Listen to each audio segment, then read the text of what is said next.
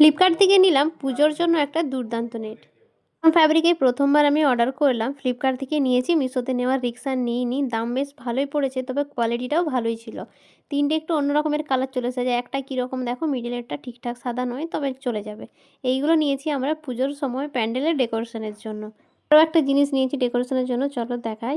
এই স্টিকগুলো, এই ফ্লাওয়ার স্টিকগুলো মেলাতে দাম জিজ্ঞেস করছিলাম, প্রচুর বলেছিল, এক একটা ১০০ টাকার পিস, কিন্তু এখানে একটু কম দামের মধ্যে আমরা পেয়েছি। যদিও ওইগুলো আরেকটু বেশি মোটা ছিল, তবে এইগুলো বেশ ভালোই। ৩৫০ থেকে ৪০০ টাকার মধ্যেই এটা নিয়ে নিয়েছি আমরা। এটাও নিয়েছিলাম ফ্লিপকার্ট থেকে। ভীষণ সুন্দর লাগছে দেখতে, এক একটা আলাদা আলাদা স্টিক দিয়ে আমরা ডেকোরেশন করব। এবছর পুজোর সমস্ত কিছুই নিচ্ছি অনলাইন থেকে ডেকোরেশনের জন্য। তাছাড়াও আমাদের ঠাকুরটাও থাকছে একদম অন্যরকম একটা লুক। এগুলো ভাড়ায় নিয়ে আসিনি, আমরা কিনেই নিয়েছি। এবছর ঠাকুরের লুকটা অন্যরকম করার চেষ্টা করছি। আমাদের এই সাইডে যেরকম ঠাকুর হয় সেই সবের থেকে একদমই আলাদা, তোমাদেরকে তো অবশ্যই আমি দেখাবো।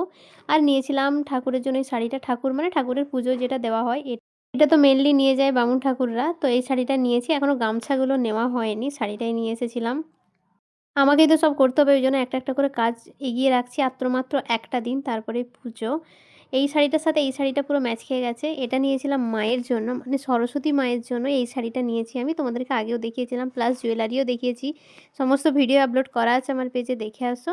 এই ছিল ঠাকুরের কেনাকাটা। চলো তাহলে আসি, টাটা।